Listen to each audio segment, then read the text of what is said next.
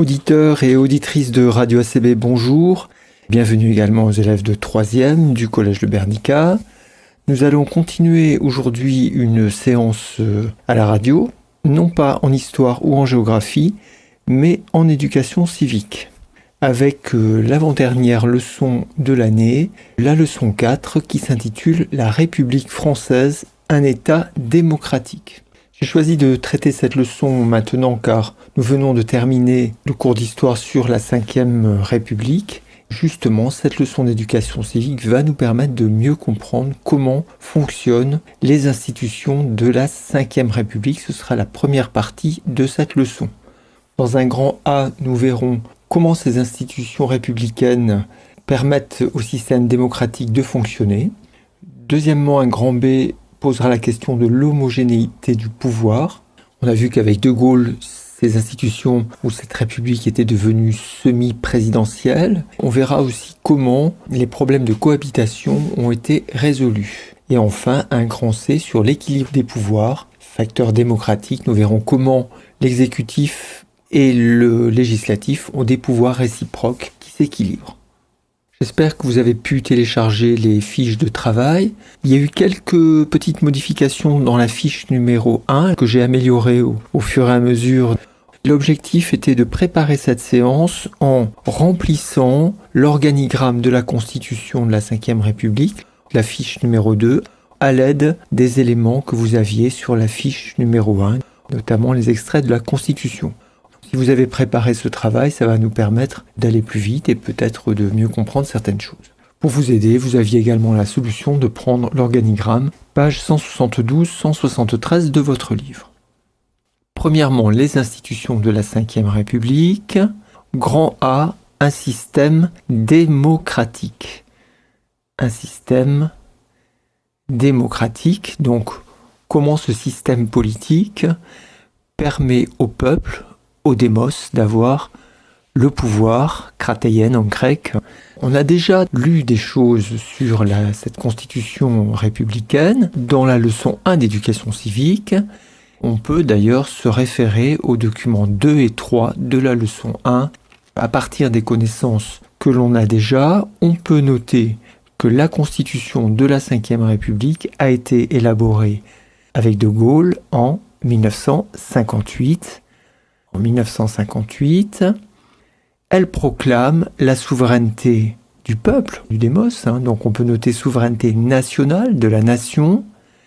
Elle proclame la souveraineté nationale et garantit les droits de l'homme également. On avait travaillé, souvenez-vous, dans la leçon d'éducation civique suivante sur les différents textes des droits de l'homme.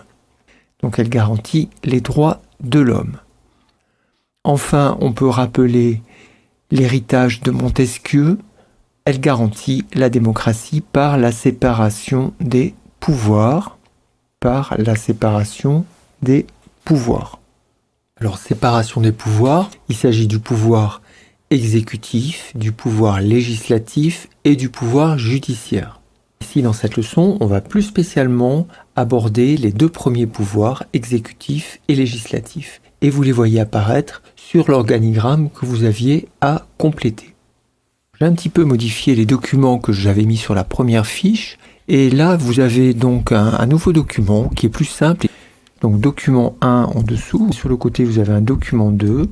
On va donc utiliser ce document 1 au départ pour voir de quoi est constitué le pouvoir exécutif. Alors, document 1, extrait de la Constitution de la 5e République 1958, le pouvoir exécutif, je lis le document, vous avez un grand sous-titre, le président de la République, et un petit peu plus loin, un deuxième sous-titre, le gouvernement.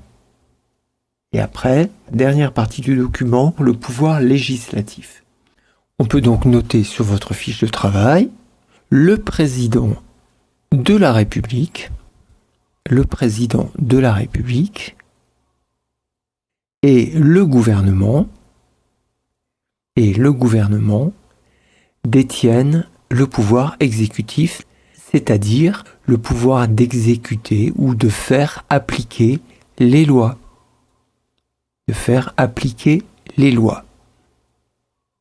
Voilà ce qu'on appelle le pouvoir exécutif. Le pouvoir de faire appliquer ou d'exécuter les lois. Alors maintenant, le troisième paragraphe de ce document 1 nous parle du pouvoir législatif. Vous vous souvenez, légis vient du latin legis, qui veut dire la loi.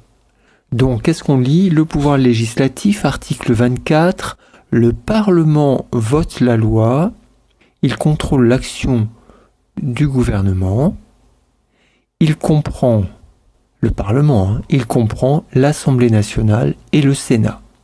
On peut noter le Parlement, là où on parle, là où on discute, et là où on va voter surtout.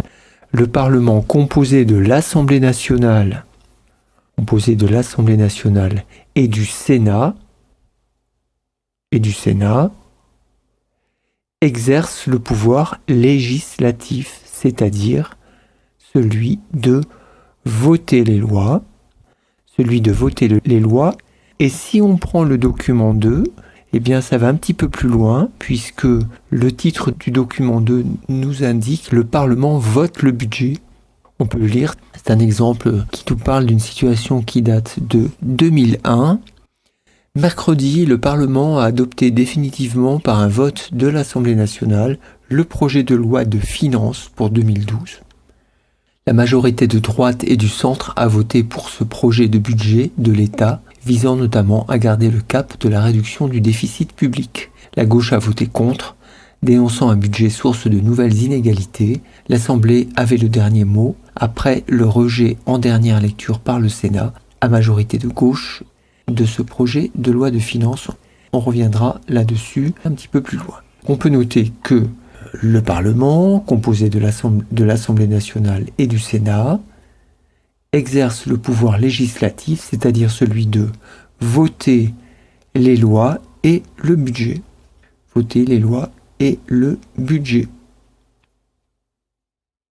On peut rappeler au passage que les juges exercent le pouvoir judiciaire. Ça, c'est le troisième grand pouvoir. Il n'est pas indiqué ici puisqu'il est totalement séparé de la sphère politique. Les juges exercent le pouvoir judiciaire. Et puis, vous avez, l'organigramme nous le montre, une instance qui fait partie de ces institutions. On parle d'un organe qui serait le gardien de la Constitution. Vous voyez sur la partie droite en haut de votre organigramme. Eh bien, il s'agit du Conseil constitutionnel. Le Conseil constitutionnel est le gardien de la Constitution. Notre livre, page 173, nous donne un peu plus d'informations là-dessus. Le Conseil constitutionnel peuvent y siéger les anciens présidents de la République. Le président en place nomme 3 membres pour 9 ans, tandis que le Parlement va nommer 6 membres également pour 9 ans. Quel est son travail, ce Conseil constitutionnel? Il peut vérifier si les lois sont conformes à la Constitution et contrôler le bon déroulement des élections. Si une proposition ou un projet de loi est voté à l'Assemblée nationale et que cette loi ne respecte pas la Constitution, eh bien à ce moment-là, le Conseil constitutionnel indique que ce n'est pas possible de voter une loi. Par exemple, une loi liberticide qui supprimerait certaines libertés en France. Donc on peut noter le Conseil constitutionnel est le gardien de la Constitution. Il contrôle la conformité,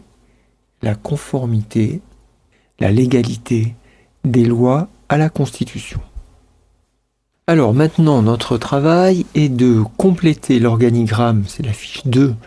Alors excusez-moi, j'ai pas pu vous mettre autre chose qu'un PDF puisque un ODT ne passait pas sur les documents à déposer sur Pronote. Donc, si vous l'avez édité sur papier, vous allez compléter avec un crayon. Mais si vous avez un PDF sur votre ordinateur, vous avez un menu à droite. Modifier le PDF, etc. Ouvrez votre menu avec la petite flèche et là vous trouverez un icône qui s'appelle remplir et signer. Et donc vous pouvez à l'aide de ce lien compléter et écrire dans des cadres sur votre PDF. Alors l'activité proposée Je vais vous donner des extraits de la Constitution de la Ve République. Vous aviez deux types d'informations. Vous aviez des informations des institutions indiquées en italique et vous aviez également des expressions soulignées qui allaient avec des flèches, donc avec des actions. Alors, ce que je vous propose, on va y aller par étapes. On va commencer par le pouvoir exécutif. Les deux documents peuvent se compléter. On peut commencer par le document 1, extrait de la Constitution, le pouvoir exécutif, le président de la République. Que nous dit l'article 5 ? Le président de la République veille au respect de la Constitution. Il n'est pas tout seul, puisqu'on a vu que le Conseil constitutionnel veille aussi. Il est le chef de l'État. Il est le garant de l'indépendance nationale, de l'intégrité du territoire et du respect des traités. On l'avait déjà lu dans la leçon 1 d'éducation civique. Article 6. Le président de la République est élu pour 5 ans au suffrage universel direct. On le retrouve en dessous. C'est une information qui est soulignée, donc ça correspond à une flèche. Dans votre organigramme, sur la partie droite, vous avez effectivement élection du président au suffrage universel direct. On peut donc rajouter ceci. Au suffrage universel, tout le monde vote directement. Article 8, on l'a dans les deux documents. Le président de la République nomme le Premier ministre et les autres membres du gouvernement sur proposition du Premier ministre. C'est-à-dire qu'il va désigner un Premier ministre et ce Premier ministre va lui amener une liste de différents ministres qui vont former ce qu'on appelle le gouvernement. Le Premier ministre étant le chef du gouvernement. En haut de votre organigramme, on peut noter pouvoir exécutif. On rajoute président de la République en dessous. Pouvoir exécutif, président de la République. On a nomme le Premier ministre. Le président nomme le Premier ministre. Il va le nommer en fonction de la majorité des députés élus à l'Assemblée nationale. Si c'est une Assemblée nationale de gauche, il doit appeler un homme de gauche. Et si c'est une Assemblée nationale de droite, il doit appeler un Premier ministre de droite. Premier ministre, chef du gouvernement constitué des différents ministres. Ministre des Finances, ministre de la Défense, ministre des Affaires étrangères, etc. Je continue avec l'article 11 maintenant, qu'on a dans le deuxième document. Le président de la République peut soumettre au référendum tout projet de loi portant sur l'organisation des pouvoirs publics. Donc là, c'est une expression soulignée. Il s'agit donc d'une flèche, et c'est la flèche qui se trouve de l'autre côté de l'organigramme, qui descend du président vers la nation, et on a marqué consulte par référendum. Référendum, vous vous souvenez, c'est donc ce vote dans lequel le peuple va répondre à la question par oui ou par non à une proposition. Article 12 maintenant. Le président de la République peut prononcer la dissolution de l'Assemblée nationale. Il peut dissoudre l'Assemblée nationale. Et dans ce cas-là, il faut refaire une élection législative. C'est vrai que c'est un pouvoir qu'il a. Dans certains cas, quand ça va vraiment très mal dans le pays, quand le peuple n'est pas satisfait de ce qui se passe au niveau politique, eh bien, le président dissout l'Assemblée nationale et dit au peuple, on revote, reproposer d'autres députés. C'est déjà noté, il me semble, sur l'organigramme. Ça va du président vers le Parlement, peut dissoudre l'Assemblée nationale. Article 15, il est le chef des armées, mais ça on le savait déjà. 17, il a le droit de grâce, mais ça c'était valable, surtout lorsque la peine de mort était encore en cours en France. Oui, alors c'est vrai qu'on aurait pu lire le deuxième paragraphe du document 1 sur le gouvernement. On va le lire, c'est pas mal. Deuxième paragraphe du document 1. Le gouvernement, article 20. Le gouvernement détermine et conduit la politique de la nation. Il dispose de l'administration et de la force armée. Article 21. Le Premier ministre dirige l'action du gouvernement. Il est responsable de la défense nationale. Il assure l'exécution des lois. Donc le gouvernement gouverne, il donne la direction dans laquelle la politique du pays doit aller, et ceci en faisant exécuter des lois votées par les députés représentant le peuple. Donc là, on a terminé ce qui concerne le pouvoir exécutif. On va continuer maintenant avec le pouvoir législatif. On peut démarrer avec l'article 24. L'article 24. Deuxième document de la fiche, le Parlement comprend l'Assemblée nationale et le Sénat. Sur votre organigramme, vous avez 2 cadres que vous pouvez compléter. À gauche, l'Assemblée nationale, à droite, le Sénat. Vous n'aviez pas d'informations là-dessus, mais on peut le noter. L'Assemblée nationale comporte 577 députés. 577 députés élus pour 5 ans. 577 députés élus pour 5 ans, tandis que le Sénat comporte 348 sénateurs élus pour 6 ans. On continue cet article 24. Le Parlement comprend l'Assemblée nationale et le Sénat. Les députés à l'Assemblée nationale sont élus au suffrage universel direct. Le Sénat est élu au suffrage indirect. Alors, c'est la flèche qui va de la nation vers l'Assemblée nationale. Le peuple va élire directement les députés, suffrage universel direct, alors que le Sénat, dans la partie droite de l'organigramme, c'est différent. Ils ne sont pas élus par nous-mêmes directement, mais ils sont élus indirectement par nos élus. Nos élus des conseils régionaux, des conseils municipaux et des conseils départementaux. D'ailleurs, on dit que les sénateurs sont les élus des collectivités territoriales. Le Sénat est élu, lui, au suffrage universel indirect. Article 34, la loi est votée par le Parlement. Alors là, vous n'avez pas de terme qui soit en italique ou souligné, mais vous avez le petit cadre qui se trouve entre les 2 assemblées. La loi est votée par l'Assemblée nationale et le Sénat. Le Parlement, en fait, vote les lois et le budget, on l'a vu tout à l'heure, qui ensuite, vous voyez, remonte vers le gouvernement, qui doit exécuter les lois votées au Parlement. Maintenant, on peut lire l'article 45. Tout projet ou proposition de loi est examiné successivement par les 2 assemblées du Parlement, l'Assemblée nationale et le Sénat, en vue de l'adoption d'un texte identique. Le petit lien vidéo que je vous ai noté explique bien ceci. C'est ce qu'on appelle la navette. Un projet de loi est proposé par le gouvernement, tandis qu'une proposition de loi peut émaner des parlementaires eux-mêmes. Donc ce projet est écrit, il est proposé, et puis il est envoyé ensuite au Sénat qui peut y apporter des modifications et qui renvoie le texte à l'Assemblée nationale. Et il peut y avoir comme ça plusieurs échanges, et on parle de navette. Vous allez me dire, mais pourquoi une navette? Parce que de toute façon, c'est l'Assemblée nationale qui aura le dernier mot. Ça permet d'équilibrer les pouvoirs, ça permet aussi d'avoir d'autres représentants que ces députés pour faire des observations, améliorer ou faire des remarques sur ces lois qui sont mises au vote. Donc ça permet de distribuer peut-être aussi un peu les pouvoirs. Certains considèrent aujourd'hui que ce Sénat en France n'est pas très utile et qu'on pourrait le supprimer. Bon, c'est à discuter. Souvent les sénateurs sont des vieux briscards de la politique et ont un peu plus d'expérience peut-être que les députés. Donc on peut noter sous la flèche qui relie l'Assemblée nationale et le Sénat, navette, comme la navette dans les métiers à tisser, qui fait des va-et-vient, navette, décision finale à l'Assemblée nationale. Décision finale à l'Assemblée nationale. On va terminer avec l'article 49 que vous avez dans le document 1, puis on lira l'article 50 et également l'article 58.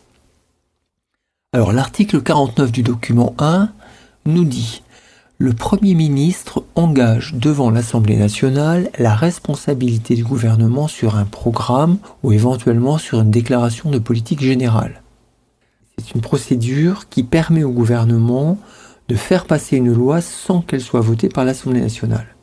Mais l'article 49 nous dit ensuite « L'Assemblée nationale met en cause la responsabilité du gouvernement, c'est-à-dire qu'elle refuse cette loi par le vote d'une motion de censure. » C'est un vote qui va censurer, c'est-à-dire qui enlève, qui n'accepte pas la proposition gouvernementale. Alors, on peut compléter par la lecture de l'article 50 dans l'autre document. Lorsque l'Assemblée nationale adopte une motion de censure ou qu'elle désapprouve le programme ou une déclaration de politique générale du gouvernement, eh bien, elle dépose cette motion de censure, il faut qu'elle soit votée par la majorité des députés, et ça signifie que le gouvernement est fichu à la porte. Donc le Premier ministre doit remettre au président de la République la démission du gouvernement. C'est donc la flèche qui remonte de l'Assemblée nationale vers le gouvernement. Et on a noté, donc l'Assemblée nationale peut renverser le gouvernement avec, entre guillemets, motion de censure. Une motion, c'est un texte. Censurer, ça veut dire interdire, empêcher. Motion de censure. On en reparlera un petit peu plus loin dans l'équilibre des pouvoirs. Enfin, dans les extraits de la Constitution, l'article 58, le Conseil constitutionnel veille à la régularité, à la conformité, on a dit tout à l'heure, de l'élection du président de la République et au respect de la Constitution dans les lois et les décrets. Notre organigramme est complet et vous avez une image du fonctionnement de la Constitution de la Ve République. On peut donc passer maintenant à la fiche numéro 3, c'est-à-dire le grand B intitulé « Vers une homogénéité du pouvoir ». Fiche numéro 3. On n'a pas trop de documents d'illustration, mais ce sont des choses que vous connaissez déjà. Je vous l'avais expliqué notamment quand on avait vu l'histoire de la Ve République. On peut donc noter, après l'élection présidentielle, ont toujours lieu les élections législatives. Les élections législatives. On va élire les députés. Puis le gouvernement est issu de la majorité des députés élus à l'Assemblée nationale. C'est ce que je viens de vous dire. Le président doit appeler un Premier ministre conforme à cette majorité obtenue à l'Assemblée nationale. Maintenant, ce que je vous avais dit aussi dans le cours d'histoire, c'est que depuis l'an 2000, le mandat présidentiel passe de 7 ans à 5 ans. Passe de 5 ans à 7 ans. Avant, on parlait de septennat, maintenant on parle de quinquennat. Et il s'aligne donc sur le mandat des députés. On l'avait dit, cela vise à éviter une cohabitation. Cela vise à éviter une cohabitation entre un président et une assemblée opposés politiquement avant la fin d'un septennat, 7 ans présidentiel. Donc, avec le quinquennat, mandat de 5 ans, le pouvoir est homogénéisé, le président est en accord avec la majorité politique du Parlement. Vous voyez que ces institutions se sont améliorées au fil du temps et l'exercice du pouvoir est plus homogène en tout cas. Les Français diront « oui, mais le pouvoir est moins partagé qu'au temps de la cohabitation, mais peut-être il est plus homogène et qu'il arrive à fonctionner plus en accord avec les objectifs de l'Assemblée nationale. » On va terminer par le grand C, l'équilibre de pouvoir, facteur démocratique. Cette constitution, elle est bien élaborée dans le sens où il y a un pouvoir de l'exécutif sur le législatif et réciproquement. Alors voyons ça. Le pouvoir de l'exécutif sur le législatif, c'est quoi? Eh bien, le président peut dissoudre l'Assemblée nationale. Voilà le pouvoir exécutif qui s'exerce sur le législatif. Le président peut dissoudre l'Assemblée nationale, mais également le gouvernement peut faire passer une loi sans vote du Parlement. C'est l'article 49.3 de la Constitution. Le gouvernement peut faire passer une loi sans vote du Parlement. Souvenez-vous, avant le problème du coronavirus, le gouvernement actuel a décidé de faire passer sa loi de réforme des retraites en utilisant cet article-là, le 49.3. On en avait parlé dans les journaux. Vous allez me dire, c'est pas démocratique. Mais en même temps, si l'Assemblée nationale considère qu'elle n'est pas écoutée, elle a la possibilité justement de réagir. C'est la suite de notre trace écrite. Pouvoir du législatif sur l'exécutif. L'Assemblée nationale peut contester l'action du gouvernement ou cette proposition de faire passer une loi en utilisant l'article 49.3. Donc elle peut contester l'action du gouvernement et demander sa démission par le vote d'une motion de censure. Par le vote d'une motion de censure qui nécessite la majorité des députés de l'Assemblée nationale pour être acceptée. Qui nécessite la majorité de l'Assemblée pour être acceptée. Lorsque le gouvernement a décidé de faire passer la loi de réforme des retraites en utilisant l'article 49.3, eh bien, les journalistes ont dit, eh bien, peut-être que l'Assemblée nationale va voter une motion de censure. La gauche, qui était opposée au gouvernement actuel, a déposé effectivement une motion de censure, mais comme la majorité de l'Assemblée nationale est du côté du gouvernement, cette motion de censure n'a pas recueilli la majorité des députés. Voilà pour cette leçon d'éducation civique. On continuera la prochaine fois en parlant des partis politiques, l'engagement dans les partis politiques, et on verra en quoi notre République française est une république laïque. Merci pour votre écoute. À la prochaine sur les ondes de Radio ACB 101.7 FM ou sur le www.radioacb.re. Ne manquez pas non plus de réécouter, si vous le voulez, cette émission sur la chaîne YouTube de Radio ACB. Au revoir à tous.